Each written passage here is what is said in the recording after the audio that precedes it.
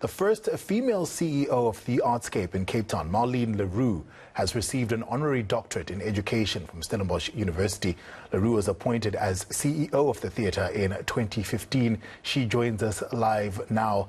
Dr. Marlene le Roux, good morning and congratulations. Hi, good morning, and I want to say thank you very much for having this conversation with me. But it is so important to say that I am a woman of color, I have a disability, and if this can inspire young women from the rural areas with a disability, that if you work hard, but in the new South Africa, you get the opportunities, and you need just to work hard in order for you to change, to be a change of mind for people, and to make it also for me. I see this honor bestowed upon me, not just for myself, but it's also for the voiceless, for the young persons out there that's without a job, and especially in the time of this, that the arts in particular has been cut off by the knees. So once again, I would like to say,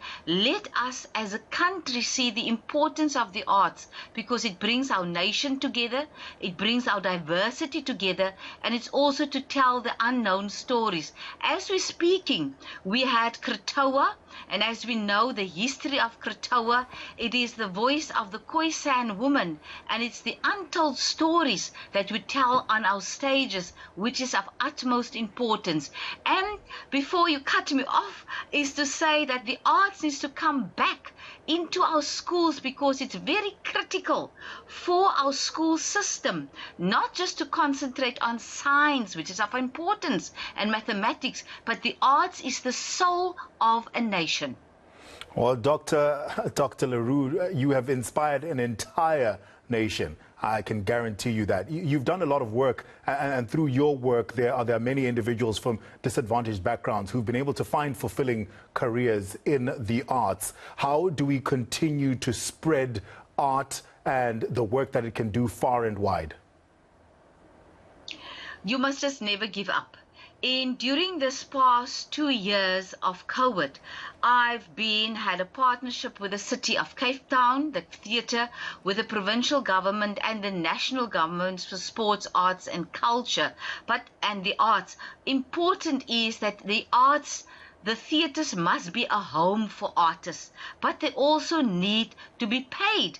We need to re-look at our policies, we need to re-look at the funding systems in how the artists can be seen as professional people, and that they need to be able to say, this is my profession, this is what I've studied. If you are in the orchestra, you studied for 7 years or even beyond. To be able to be the first violinist in the orchestra, you start pre-primary already to pick up that violin. So we need to have arts being accessible. That is why I'm saying the arts needs to start in our schools.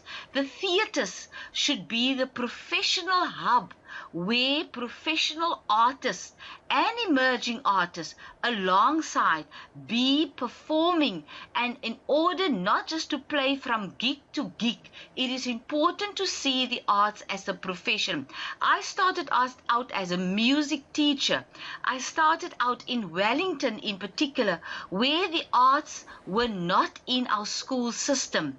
My mother come from humble beginnings. My granny was a farm worker. So for me to get this particular